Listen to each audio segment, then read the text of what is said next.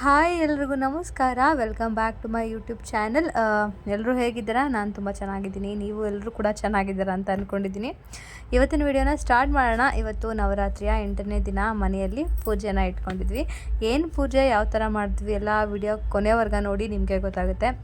ಇವತ್ತು 8ನೇ ದಿನದ ನವರಾತ್ರಿ, ನನ್ನ ಉಪವಾಸದ ದಿನ. ಸೊ ಬೆಳಗ್ಗೆ ಎದ್ದು ಎಲ್ಲ ಕೆಲಸ ಮುಗಿಸಿ ಸ್ನಾನ ಮಾಡಿ ರೆಡಿ ಆಗ್ತಿದ್ದೀನಿ. ಬಿಕಾಸ್ ಬೆಳಗ್ಗೆ ಪೂಜೆನ ಮಾಡಿ ಮುಗಿಸ್ಬೇಕು.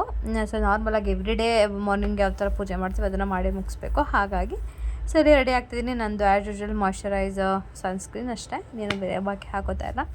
ಇವತ್ತಿನ್ನು ನಮ್ಮ ಮನೇಲಿ ಪೂಜೆ ಇದೆ. ಸೊ ಈ ಪೂಜೆ ಹೇಗಾಯಿತು, ಯಾವ ಥರ ಮಾಡಿದ್ವಿ ಅದ್ರದ್ದು ಕಂಪ್ಲೀಟ್ ವಿಷಯನ ಈ ವಿಡಿಯೋದಲ್ಲಿ ತಿಳಿಸ್ಕೊಡ್ತೀನಿ. ಬನ್ನಿ ಹಾಗಿದ್ರೆ ಈ ವಿಡಿಯೋನ ಸ್ಟಾರ್ಟ್ ಮಾಡೋಣ. ಅದಕ್ಕಿಂತ ಮುಂಚೆ ನನ್ನ ವಿಡಿಯೋನ ಇನ್ನೂ ಯಾರ್ಯಾರು ಸಬ್ಸ್ಕ್ರೈಬ್ ಮಾಡ್ಕೊಳ್ದೆ ನೋಡ್ತಿದ್ದೀರಾ ಪ್ಲೀಸ್ ಹೋಗಿ ಸಬ್ಸ್ಕ್ರೈಬ್ ಮಾಡ್ಕೊಳ್ಳಿ. ಹಾಗೆ ಈ ವಿಡಿಯೋ ಇಷ್ಟ ಆದರೆ ಒಂದು ಲೈಕ್ ಮಾಡೋದನ್ನು ಮರಿಬೇಡಿ. ಬೆಳಗ್ಗೆನೇ ರಂಗೋಲಿ ಹಾಕಿದ್ದೆ. ಅದಾದಮೇಲೆ ಸ್ನಾನ ಎಲ್ಲ ಮಾಡಿಕೊಂಡು ದೇವರಿಗೆ ಪೂಜೆನ ಮಾಡೋದಕ್ಕೆ ಸ್ಟಾರ್ಟ್ ಮಾಡಿಕೊಂಡೆ. ಮಾರ್ನಿಂಗ್ ಬೆಳಗ್ಗೆ ಯಾವ ಥರ ಮಾಡ್ತೀನಿ ಆ ಥರ ಪೂಜೆನ ಮಾಡ್ತಿದ್ದೀನಿ. ಬೆಳಗ್ಗೆನೇ ವಿಡಿಯೋನ ಸ್ಟಾರ್ಟ್ ಮಾಡ್ಕೊಂಡಿದ್ದೀನಿ. ಅಂದರೆ ಇವಾಗಿನ ರಾಕೇಶ್ವರು ಆಫೀಸ್ಗೆಲ್ಲ ಹೋದರು. ಅಂದರೆ ಇವತ್ತು ಅವ್ರು ಪೂಜೆ ಮಾಡಿಬಿಟ್ಟು ಹೋಗಲಿಲ್ಲ, ಹಾಗೆ ಹೋದರು. ಹಾಗಾಗಿ ನಾನೇ ಅಂದರೆ ಮನೆಯೆಲ್ಲ ಒರೆಸೆಲ್ಲ ಆಗಿತ್ತಲ್ಲ, ಸೊ ನಾನೇ ಬೆಳಗ್ಗೆ ತಲೆ ಸ್ನಾನ ಮಾಡಿಕೊಂಡು ನನ್ನ ಕಣ್ಣೆಲ್ಲ ಊದಿರೋ ಥರ ಅನಿಸಿದೆ, ಯಾಕೆ ಅಂತ ಗೊತ್ತಿಲ್ಲ. ಇವಾಗೆಲ್ಲ ರೆಡಿ ಮಾಡಿಕೊಂಡು ಪೂಜೆಗೆ ರೆಡಿ ಮಾಡ್ಕೊತಾ ಇದ್ದೀನಿ.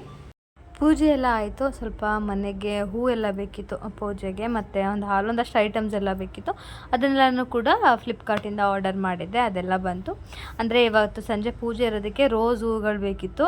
ನಾನೇ ಹೊರಗಡೆ ಹೋಗಿ ತರೋದಕ್ಕಾಗೋದಿಲ್ವಲ್ಲ, ಸೊ ಹಾಗಾಗಿ ಬೇಸಿಕ್ ಕೆಲವೊಂದೆಲ್ಲ ನನ್ನ ನಾದಿನಿ ತಂದಿದ್ರು. ಇನ್ನು ಸ್ವಲ್ಪ ಏನು ಬೇಕು ಅದನ್ನು ನಾನು ಆನ್ಲೈನಲ್ಲಿ ಆರ್ಡರ್ ಮಾಡಿದೆ. ಅದೆಲ್ಲ ಬಂತು, ಅದನ್ನೆಲ್ಲ ಎತ್ತಿಡ್ತಾ ಇದ್ದೆ ನೋಡಿಬಿಟ್ಟು. ಆ್ಯಕ್ಚುಲಿ ಇವತ್ತಿನ ವಿಶೇಷ ಪೂಜೆ ಏನಂತ ಅಂದರೆ, ನಾವು ನಮ್ಮ ಮನೇಲಿ ಮಾಡ್ತಿರೋ ಪೂಜೆ ಏನಂದರೆ, ನಿಮಗೆಲ್ಲ ಗೊತ್ತು, ನಾನು ನವರಾತ್ರಿಲಿ 9 ದಿನ ಉಪವಾಸ ಇದ್ದೀನಿ. ಆ್ಯಂಡ್ ಮನೇಲಿ ಒಂದು ದೀಪನ ಹಚ್ಚಿ ಅದು 9 ದಿನವೂ ಕೂಡ ಆರದೇ ಇರೋ ಥರ ನೋಡ್ಕೋಬೇಕು.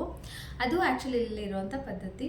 ಸೊ ನವರಾತ್ರಿಲಿ 9 ದಿನ ಯಾರು ಉಪವಾಸ ಇರ್ತಾರೆ, ಯಾರು ದೀಪನ ಹಚ್ತಾರೆ, ಅವರು 9 ಜನ ಮಕ್ಕಳನ್ನ ಕರೆಸಿ ಅವ್ರನ್ನ ದುರ್ಗಿಯರು ಅಂತ ನಾವು ಅಂದ್ಕೊಂಡು ಅವ್ರಿಗೆ ಪೂಜೆ ಮಾಡಿ ಅವ್ರಿಗೆ ಒಂದು ಗಿಫ್ಟ್ನ ಕೊಡೋ ಅಂಥದ್ದು.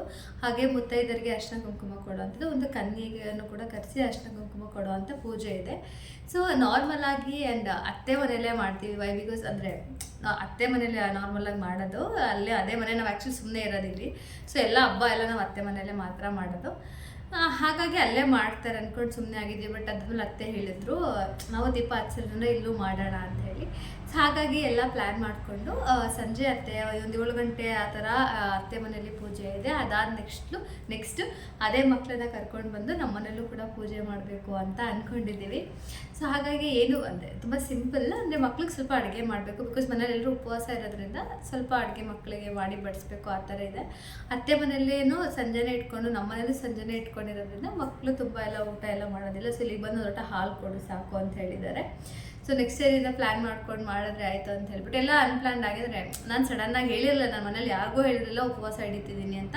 ಎಲ್ಲರೂ ಅಂದರೆ ಅತ್ತೆ ಮಾವ ನಮ್ಮ ಅಪ್ಪ ಎಲ್ಲರೂ ಹೇಳಿದರು, ಬೇಡ ಈ ಸಲ ಹಿಡಿಯೋದು, ಯಾಕಂದರೆ ಕಷ್ಟ ಆಗುತ್ತೆ, ಫಸ್ಟೇ ಲಾಸ್ಟೇ ಇಡ್ಬಿಡು ಉಪವಾಸನ ಅಂತ. ಬಟ್ ನನಗೆ ಯಾಕೋ ಮನಸ್ಸಿಗೆ ಈ ಸಲ ಹಿಡಿಲೇಬೇಕು ಅಂತ ಆಸೆ ಆಗಿ ನಾನು 9 ದಿನ ನನ್ನದೇ ಒಪಿನಿಯನಿಂದ ಉಪವಾಸ ಇಟ್ಟಿರೋದು. ಹಾಗಾಗಿ ಸೊ ಎಲ್ಲ ಸಡನ್ನಾಗಿ ಆಗ್ತಾಯಿದೆ. ಸೊ ನೆನ್ನೆ ಹೋಗ್ಬಿಟ್ಟು ಮಕ್ಕಳಿಗೆ ಅನ್ನೊಂದು ಮಕ್ಳಿಗೂ ಗಿಫ್ಟ್ನ ತೊಗೊಂಡು ಬಂದಿದ್ವಿ. ಆ್ಯಕ್ಚುಲಿ ಗಿಫ್ಟ್ ಏನಂದರೆ, ನಾನು ಅಲ್ಲಿ ವಿಡಿಯೋ ಹಾಕ್ತಿದ್ದೀನಲ್ಲ, ಇದು ಒಂದು ಕಂಪ್ಲೀಟ್ ಊಟದ ಏನು ಹೇಳ್ತಾರೆ ಟಿಫನ್ ಬಾಕ್ಸ್ ಮತ್ತು ಒಂದು ಕ್ರಯಾನ್ಸು, ಅದರೊಳಗಡೆ ಸ್ಕೆಚ್ ಮಾಡೋದಕ್ಕೆ ಸ್ಕೇಲು, ಪೆನ್ಸಿಲು ಮತ್ತು ಕಲರ್ ಪೆನ್ಸಿಲ್ಸ್ ಅಂತೆಲ್ಲ ಬರುತ್ತೆ. ಒಂದು ಕಂಪ್ಲೀಟ್ ಸೆಟ್ಟು. ಇದೆರಡನ್ನೂ ತೊಗೊಂಡು ಒಂದೇ ಪ್ಯಾಕ್ ಮಾಡಿಸಿದ್ದೀವಿ. ಚೆನ್ನಾಗಿ ಇಷ್ಟ ಆಗ್ಬೋದು ಮಕ್ಕಳಿಗೆ ಅಂತ. ಆ್ಯಕ್ಚುಲಿ ಅತ್ತೆ ಮನೇಲಿ ಮಗ್ ಕೊಡ್ತಿದ್ದಾರೆ, ಅದೊಂದು ಕ್ಯಾಪ್ ಇರೋ ಥರ ಮಗು, ಅದು ತುಂಬ ಕ್ಯೂಟಾಗಿದೆ, ಅದು ಕೊಡ್ತಿದ್ರು. ನಾವು ಅದಕ್ಕೆ ಟಿಫಿನ್ ಬಾಕ್ಸ್ ಕೊಡೋಣ ಅಂತ ಅಂದ್ಕೊಂಡು ಟಿಫಿನ್ ಬಾಕ್ಸ್ ಕೊಡ್ತಿದ್ದೀವಿ. ನಮ್ಮ ಮುತ್ತೈದರಿಗೆ ಗೊತ್ತಲ್ಲ, ಏನು ಅರ್ಶಿನ ಕುಂಕುಮ, ಬಳೆ, ಹೂವು, ರಾಕೆ ಪೀಸ್, ಬ್ಲೌಸ್ ಪೀಸ್ ಅದೆಲ್ಲ ಕೊಡಬೇಕು ಅಲ್ವಾ. ಸೊ ಅದೆಲ್ಲ ರೆಡಿ ಮಾಡ್ಕೊಂಡಿದ್ದೀವಿ. ಏನಿಲ್ಲ, ಪೂಜೆ ಎಲ್ಲ ಮಾಡಬೇಕು, ತುಂಬ ಸಿಂಪಲ್ಲಾಗಿ ಮಾಡಬೇಕು. ತುಂಬ ಸಿಂಪಲ್ ಪೂಜೆ, ತುಂಬ ಗ್ರ್ಯಾಂಡ್ ಏನಿಲ್ಲ. ಆ್ಯಂಡ್ ಇನ್ನೊಂದೇನೆಂದರೆ, ಅಂದರೆ 7 ಗಂಟೆಗೆ ಅತ್ತೆ ಮನೇಲಿ ಪೂಜೆ ಇರೋದ್ರಿಂದ ನಾನು 6 ಗಂಟೆಗೆ ಇಲ್ಲಿ ನೈವೇದ್ಯ ಇಟ್ಟು ಪೂಜೆ ಮಾಡಬೇಕು ದೇವರಿಗೆ. 6 ಗಂಟೆಗೆ ಇವತ್ತು ಮಹಾಗೌರಿ, ಇವತ್ತು 8ನೇ ದಿನ. ಸೊ ಇವತ್ತು ಅದಕ್ಕೆ ನೈವೇದ್ಯ ಕಾಯಿನ ಇಡಬೇಕು. ಕಾಯಿನ ಇಟ್ಟು ಪೂಜೆ ಮಾಡಿ 6:30 ಆ ಥರ ಎಲ್ಲ ಅತ್ತೆ ಮನೆಗೆ ಹೊರಟೋಗ್ತೀನಿ. ಅಲ್ಲಿ ಆ ಪೂಜೆ ಮುಗಿಸ್ಕೊಂಡು ಮಕ್ಕಳನ್ನ ಕರ್ಕೊಂಡು ಬಂದು ನಮ್ಮ ಮನೇಲಿ ಪೂಜೆ ಮಾಡೋಣ ಅಂತ ಅಂದ್ಕೊಂಡಿದ್ದೀವಿ. ಫಸ್ಟ್ ಟೈಮ್ ಎಲ್ಲ ನಾನು ಮಾಡ್ತಿರೋದು, ಬಿಕಾಸ್ ಎಲ್ರಿಗೂ ಗೊತ್ತು ನನಗೆ ನಮ್ಮ ಕಡೆ ಎಲ್ಲ ಈ ಥರ ಎಲ್ಲ ಆಚರಣೆಗಳು ತುಂಬ ಕಮ್ಮಿ. ನಾನು ಫಸ್ಟ್ ಟೈಮ್ ಈ ಥರ ಎಲ್ಲ ಈ ಥರ ಆಚರಣೆಗಳನ್ನೇ ನಾನು ಫಸ್ಟ್ ಟೈಮ್ ನೋಡ್ತಾ ಇರೋದು. ಎಲ್ಲ ಹೊಸ್ದಾಗಿ ಅನ್ನಿಸ್ತದೆ. ಕೆಲವೊಂದು ಮಿಸ್ಟೇಕ್ಸು ತಪ್ಪು ಎಲ್ಲ ದೇವ್ರಿಗೆ ಬಿಟ್ಟಿದ್ದೀನಿ, ನೀನೇ ನೋಡ್ಕೊ, ಬಟ್ ಒಳ್ಳೇದು ಮಾಡಪ್ಪ, ತಪ್ಪು ಉಪ್ಪೆಲ್ಲನೂ ಹಿಂದೆ ಅಂತ. ನೋಡೋಣ ಹೇಗಾಗುತ್ತೆ ಇವತ್ತು ಅಂತ. ಇವತ್ತು ಸ್ಯಾರಿ ಹಾಕ್ಕೋಬೇಕು. ಇವತ್ತು ಕೂಡ ಆಲ್ಮೋಸ್ಟ್ ಸ್ಯಾರಿ ಜಾಸ್ತಿ ಹಾಕೋತಾ ಇದ್ದೀನಿ ರೀಸೆಂಟಾಗಿ ಅಂತ ಅನಿಸ್ತಾ ಇದೆ. ಬಟ್ ಊರಲ್ಲೇ ಜಾಸ್ತಿ ಸೀರೆಗಳೆಲ್ಲ ಊರಲ್ಲೇ ಬಿಟ್ಬಿಟ್ಟಿದ್ದೀನಿ. ಈ ಸಲ ಸೀರೆಗಳು ತರಬೇಕು ನಾನು ಹೋಗ್ಬಿಟ್ಟು. ನೋಡೋಣ ಹೇಗೆ ಹೋಗುತ್ತೆ ಇವತ್ತಿನ ವಿಡಿಯೋ, ಇವತ್ತಿನ ವ್ಲಾಗ್ ಅಂತ. ಸೊ ಅಂದರೆ ಮನಸ್ಸಿಗೆ ಯಾಕೋ ಸಮಾಧಾನ ಆಗ್ತಾಯಿಲ್ಲ. ಸೊ ಕೀರ್ ಮಾಡೋಣ ಅಂತ ಅನ್ಕೋತಾ ಇದ್ದೀನಿ. ಬಿಕಾಸ್ ಆವಾಗಲೇ ಹೇಳ್ದಾಗೆ ಮತ್ತೆ ಮಕ್ಕಳು ನನಗೆ ಪ್ಲೈನಾಗಿ ಕಳ್ಸೋಕ್ಕೆ ಬರೀ ಹಾಲು ಕೊಟ್ಟು ಕಳ್ಸೋಕ್ಕೆ ಯಾಕೋ ಮನಸ್ಸಾಗ್ತಾಯಿಲ್ಲ. ಹಾಗಾಗಿ ಕೀರ್ ಮಾಡೋಣ ಅಂತ ಅಂದ್ಕೊಂಡಿದ್ದೀನಿ. ಶಾವಿಗೆ ಕೀರು ತುಂಬ ಸಿಂಪಲ್ಲಾಗಿ ಮಾಡ್ಬೋದು ಆ್ಯಂಡ್ ಬೇಗ ಕೂಡ ಆಗುತ್ತಲ್ವ, ಹಾಗಾಗಿ ರೆಸಿಪಿನ ನಿಮ್ಮ ಜೊತೆ ಕೂಡ ಶೇರ್ ಮಾಡ್ತೀನಿ. ಮೊದಲು ಒಂದು ಪ್ಯಾನಿಗೆ ಡ್ರೈ ಫ್ರೂಟ್ಸು ಮತ್ತು ತುಪ್ಪ ಹಾಕಿ ಡ್ರೈ ಫ್ರೂಟ್ಸ್ ಎಲ್ಲ ಹಾಕಿ ಹುರ್ಕೊಂಡು ಒಂದು ಸಪ್ರೇಟಾಗಿ ಎತ್ತಿಟ್ಕೊಂಡು ನೆಕ್ಸ್ಟು ಶಾವಿಗೆನ ಹಾಕಿ ಅದನ್ನು ಕೂಡ ರೋಸ್ಟ್ ಮಾಡಾದಮೇಲೆ ಚೆನ್ನಾಗಿ ರೋಸ್ಟ್ ಆದಮೇಲೆ ಮೊದಲೇ ಕಾಯಿಸಿಟ್ಕೊಂಡಿರೋಂಥ ಹಾಲನ್ನ ಹಾಕಿ 2 ನಿಮಿಷ ಕುದಿಸಿ, ಅದಾದಮೇಲೆ ಮತ್ತೆ ಸಕ್ಕರೆ ಅಥವಾ ಬೆಲ್ಲ ಏನಾದರೂ ಹಾಕಿ ಅದನ್ನು ಮತ್ತೆ ಕುದಿಸಿ ಲಾಸ್ಟಲ್ಲಿ ಏಲಕ್ಕಿ ಮತ್ತು ಮೊದಲೇ ಹುರ್ಕೊಂಡಿರೋಂಥ ಡ್ರೈ ಫ್ರೂಟ್ಸ್ನ ಹಾಕಿ ಶಾವಿಗೆ ಸಾಫ್ಟ್ ಆಗೋವರೆಗೆ ಬೇಯಿಸಿದ್ರೆ ಶಾವಿಗೆ ಪಾಯಸ ಅಥವಾ ಶಾವಿಗೆ ಕೀರು ರೆಡಿ ಆಗುತ್ತೆ. ಇದನ್ನೆಲ್ಲ ಮಾಡಿ ಮುಗಿಸಿ ನಾನು ಸ್ಯಾರಿ ಹಾಕ್ಕೊಂಡು ರೆಡಿ ಆದೆ. ಎಲ್ಲ ಕೆಲಸ ಮುಗಿಸೋ ಅಷ್ಟರಲ್ಲಿ ಲೇಟೇ ಆಗಿಬಿಟ್ಟಿತ್ತು. ಬಿಕಾಸ್ ಅಂದರೆ ನಾನು ರೆಡಿ ಆಗೋದಂತೂ ಅಂದರೆ ಸ್ಯಾರಿ ಹಾಕೊಳ್ಳೋದು ಸ್ವಲ್ಪ ಲೇಟ್ ಆಗುತ್ತೆ, ಅದ್ರಲ್ಲಿ ಮೇಕಪ್ ಏನು ಮಾಡ್ಕೊಳ್ಳಲ್ಲ. ಸೊ ಸ್ಯಾರಿ ಎಲ್ಲ ಹಾಕ್ಕೊಂಡು ರೆಡಿಯಾಗಿ ದೇವ್ರಿಗೆ ನೈವೇದ್ಯ ಎಲ್ಲ ಇಟ್ಟು ಪೂಜೆ ಮಾಡ್ತಿದ್ದೀನಿ. ಅಷ್ಟರಲ್ಲಿ ರಾಕೇಶ್ ಅವರು ಬಂದರು. ಸೊ ರಾಕೇಶ್ ಅವರು ಎಲ್ಲ ಕೈಕಾಲು ಮುಖ ತೊಳೆದು ದೇವ್ರಿಗೆ ಕೈ ಮುಗಿದ್ರು. ಎಲ್ಲ ಮುಗಿಸ್ಕೊಂಡು ನಾವು ಅತ್ತೆ ಮನೆಗೆ ಹೊರಟ್ವಿ. ಅತ್ತೆ ಮನೆಗೆ ಹೋಗಿದ್ರು ಅಷ್ಟೇ ಎಲ್ಲ ಅಲ್ಲೂ ಕೂಡ ಪೂಜೆ ಎಲ್ಲ ತುಂಬ ನೀಟಾಗಾಯಿತು. ಅತ್ತೆನ ಹೋಗೋಷ್ಟು ಎಲ್ಲ ಕೆಲಸ ಮಾಡಿದ್ರು, ನನಗೇನು ಕೆಲಸ ಇರಲಿಲ್ಲ. ಅವರು ಮತ್ತು ನಾದಿನಿ ಸೇರ್ಕೊಂಡು ಎಲ್ಲ ಮುಗಿಸ್ಬಿಟ್ಟಿದ್ರು. ಸೊ ಅಲ್ಲಿ ಹೋಗಿ ಜಸ್ಟ್ ಅಲ್ಲೆಲ್ಲ ನೋಡ್ಕೊತಿದ್ದೆ, ಯಾವ ಥರ ಅತ್ತೆನೂ ಹೇಳ್ತಾಯಿದ್ರು ಇದು ಫಸ್ಟ್ ಟೈಮ್ ಅಲ್ವ ನೋಡ್ಕೊದ್ವಿ ಅಂತ. ಸೊ ಅಲ್ಲೆಲ್ಲ ನೋಡಿ ಪೂಜೆ ಮುಗಿಸಿ ನಾನು ಅಷ್ಟು ಕುಂಕುಮ ತೊಗೊಂಡು ನಮ್ಮ ಮನೆಗೆ ಬಂದೆ. ಇಲ್ಲಿ ತುಂಬ ಅಂದರೆ ಫಸ್ಟ್ ಇದನ್ನು ತುಂಬ ಸ್ಟೆಪ್ಸ್ ಇರುತ್ತೆ. ಫಸ್ಟ್ ಅವ್ರನ್ನ ಕಾಲು ತೊಳಿಬೇಕು, ಕುಂಕುಮ ಇಕ್ಬೇಕು, ಮತ್ತು ಅದಾದಮೇಲೆ ಅವ್ರಿಗೆಲ್ಲ ಇನ್ನೊಂದು ಏನು ತುಂಬ ಡಿಫ್ರೆಂಟ್ ಏನೋ ಕಾಲಿಗೆ ನಮಸ್ಕಾರ ಮಾಡ್ಕೋಬೇಕು. ಆಮೇಲೆ ತಲೆ ಮೇಲೆ ಏನೇನೋ ಕೊಡ್ತಾರೆ ಅದು, ಆಮೇಲೆ ಗಿಫ್ಟ್ ಕೊಡಬೇಕು. ಆಮೇಲೆ ಅಂದರೆ ಇನ್ನೊಂದು ತುಂಬ ಡಿಫ್ರೆಂಟಾಗಿ ಏನೇನೋ ಇದೆ. ಸೊ ಅದೆಲ್ಲ ಅತ್ತೆ ಹತ್ರ ನೋಡ್ಕೊಂಡು ಬಂದಿದ್ದೆ. ಆಮೇಲೆ ಅತ್ತೆನೂ ಬಂದರು, ಅಲ್ಲೆಲ್ಲ ಹೇಳ್ಕೊಡ್ತಾಯಿದ್ರು. ಸೊ ಅದಾದ ರಾಕೇಶ್ವರ ಎಲ್ಲ ಮಕ್ಕಳು ಕಾಲಿಗೂ ಬಿದ್ದು ನಮಸ್ಕಾರ ಮಾಡಿಕೊಂಡು, ಅಂದರೆ ಮಕ್ಕಳನ್ನ ನಾವು ದುರ್ಗೆಯರಂತ ದೇವ್ರುಗಳನ್ನ 9 ದೇವ್ರಂತಲೇ ಅಂದ್ಕೊಂಡು ಪೂಜೆ ಮಾಡೋ ಅಂಥದ್ದು. ಅದೆಲ್ಲ ಮಾಡಿ ಫೈನಲ್ ಲಾಸ್ಟಿಗೆ ನಾನು ರಾಕೇಶ್ ಅವರು ಎಲ್ಲ ಮಧ್ಯೆ ನಿಂತ್ಕೊಂಡು ಅವರೆಲ್ಲರೂ ಅಕ್ಷತೆ ಹಾಕಬೇಕು. ಅಷ್ಟು ಜನ ಮಕ್ಕಳು ಮುಂಬೈಯಲ್ಲಿ ಮಕ್ಕಳು ಎಲ್ಲರೂ 9 ಜನ ಮಕ್ಕಳು ಸಿಗ್ತಿರ್ಲಿಲ್ಲ. ನಮ್ಮ ಅತ್ತೆ ಹೇಗೇಗೋ ಮಾಡಿ ಅವ್ರ ಫ್ರೆಂಡ್ಸ್ ಮಕ್ಕಳೆಲ್ಲ ಕರೆಸಿದ್ರು. ಸೊ ಏನೋ ಕೊನೆಯದಾಗಿ ನಾವಿಬ್ಬರು ಇಲ್ಲಿ ನಮಸ್ಕಾರ ಮಾಡ್ತಿದ್ದೀವಿ. ಹೆಣ್ಣು ಮಕ್ಕಳೆಲ್ಲ ನಮ್ಮ ಮೇಲೆ ಅಕ್ಷತೆ ಹಾಕ್ತಿದ್ದಾರೆ. ಕಂಪ್ಲೀಟ್ ವೀಡಿಯೋ ಮಾಡ್ಕೊಳ್ಳೋಕ್ಕಾಗಲಿಲ್ಲ, ಬಿಕಾಸ್ ಎಲ್ಲ ಅರ್ಜೆಂಟ್ ಆಯಿತು. ಈ ವಿಡಿಯೋನು ಕೂಡ ನನ್ನ ನಾದಿನಿ ಮಾಡಿದ್ರು. ಅದು ಇವ್ರದ್ದೆಲ್ಲ ಪೂಜೆ ಆದಮೇಲೆ ನೆಕ್ಸ್ಟ್ ಮುತ್ತೈದವ್ರಿಗೆ ಅರ್ಶಿನ ಕುಂಕುಮ ಅದೆಲ್ಲ ಕೊಡ್ತಾಯಿದ್ವಿ. ಈ ಥರ ಅರ್ಶಿನ ಕುಂಕುಮ ಕೊಟ್ಟು ಆ ಥರ ಬ್ಯಾಗ್ ತಂದಿದ್ದೆ ಅವ್ರಿಗೆ ಅದಕ್ಕೆ ಹಾಕ್ಕೊಳ್ಳೋಕ್ಕೆ ಅಂತ. ಅದಾದಮೇಲೆ ಕನ್ಯಾ ಪೂಜೆ ನನ್ನ ನಾದಿನಿಗೆ ಮಾಡ್ತಾಯಿದ್ದೀವಿ. ಅವ್ರಿಗೂ ಕೂಡ ಏನಂದರೆ ಬಾಗಣ ಥರ ಏನೋ ಅರ್ಶಿನ ಕುಂಕುಮ ಬಳೆ ಇದೆಲ್ಲ ಕೊಟ್ಟು ಅವ್ರಿಗೆ ನಮಸ್ಕಾರ ಮಾಡ್ಕೋಬೇಕು. ಇದು ಲಾಸ್ಟ್ ಒಂದು ಉಳ್ಕೊಂಡಿದೆ. ಆಲ್ಮೋಸ್ಟ್ 11 ಗಿಫ್ಟ್ ಏನೋ ತಂದಿದ್ವಿ.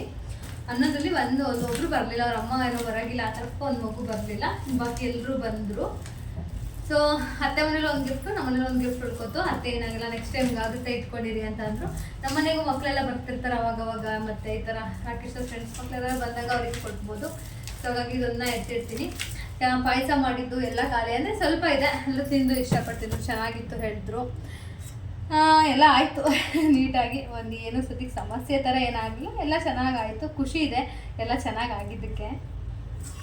ಮನೆ ಕೆಲಸ ಎಲ್ಲ ಸ್ಟಾರ್ಟ್ ಮಾಡಿಕೊಂಡೆ. ಅಂದರೆ ತುಂಬ ಎಲ್ಲ ಕಸ ಎಲ್ಲ ಗುಡಿಸ್ಬೇಕಿದ್ರೆ ಎಲ್ಲ ಅರ್ಗಿತ್ತಲ್ಲ, ಅದೆಲ್ಲ ಗುಡಿಸಿ ಒರೆಸಿ ಮತ್ತು ಪಾತ್ರೆ ಎಲ್ಲ ವಾಶ್ ಮಾಡಿ, ಗ್ಯಾಸ್ ಎಲ್ಲ ವಾಶ್ ಮಾಡಿ, ನೆಕ್ಸ್ಟ್ ನಾನಿನ್ನು ಫೇಸ್ ವಾಶ್ ಎಲ್ಲ ಮಾಡ್ತಾಯಿದ್ದೆ. ಫೇಸ್ ವಾಶ್ ಮಾಡಿದೆ ಮಲ್ಕೊಳಕ್ಕಾಗದೇ ಇಲ್ಲ ನನಗೆ. ಸೊ ಎಲ್ಲ ನೀಟಾಗಿ ಫೇಸ್ ವಾಶ್ ಮಾಡಿಕೊಂಡು ಮಲ್ಕೊಳಕ್ಕೆ ಬಂದೆ. ಫ್ರೆಶಪ್ ಆದ, ಎಲ್ಲ ಮುಗೀತು. ಏನಿಲ್ಲ,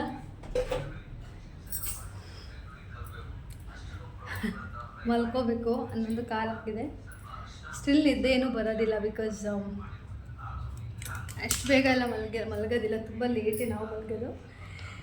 ಸೊ ಎಸ್, ಅವಾಗ ವಿತ್ ಮೇಕಪ್, ಇದು ವಿತೌಟ್ ಮೇಕಪ್ಪು. ನಂಗೆ ಮೇಕಪ್ ಹಾಕಿಲ್ಲ ಅಂದರೆ ತುಂಬ ಡಿಫ್ರೆನ್ಸಾಗಿ ಕಾಣಿಸ್ತೀನಿ ಅಂತ ನನಗೆ ಅನಿಸೋದಿಲ್ಲ. ಸೊ ಎಲ್ಲ ಕೆಲಸ ಮನೆಯೆಲ್ಲ ಕ್ಲೀನ್ ಮಾಡಿ, ಪಾತ್ರೆ ಎಲ್ಲ ವಾಶ್ ಮಾಡಿ, ಗ್ಯಾಸ್ ವಾಶ್ ಮಾಡಿ, ಊಟ ಮಾಡಿ, ಫ್ರೆಶ್ ಅಪ್ ಆಗಿ ಫೈನಲಿ ಮಲ್ಕೋತಾ ಇದ್ದೀನಿ. ಫುಲ್ ರೆಸ್ಟ್ ಮಾಡಬೇಕು. ಬೆಳಗ್ಗೆ ಬೇಗ ಎದ್ದೇಳಬೇಕು, ಬಿಕಾಸ್ ರಾಕೇಶ್ ಅವ್ರಿಗೆ ಬಾಕ್ಸ್ ಎಲ್ಲ ಮಾಡಬೇಕು. ಸೊ ಇದಾಗಿತ್ತು ಇವತ್ತಿನ ನನ್ನ ಕಂಪ್ಲೀಟ್ ವ್ಲಾಗ್. ಎಲ್ರಿಗೂ ವಿಡಿಯೋ ಇಷ್ಟ ಆಗಿದೆ ಅಂತ ಅನ್ಕೋತೀನಿ. ವಿಡಿಯೋ ಇಷ್ಟ ಆಗಿದೆ ಪ್ಲೀಸ್ ಒಂದು ಲೈಕ್ ಮಾಡಿ, ಹಾಗೆ ನನ್ನ ಯೂಟ್ಯೂಬ್ ಚಾನಲ್ನ ಸಬ್ಸ್ಕ್ರೈಬ್ ಮಾಡ್ಕೊಳ್ಳೋದನ್ನ ಮರಿಬೇಡಿ. Thank you so much. Bye.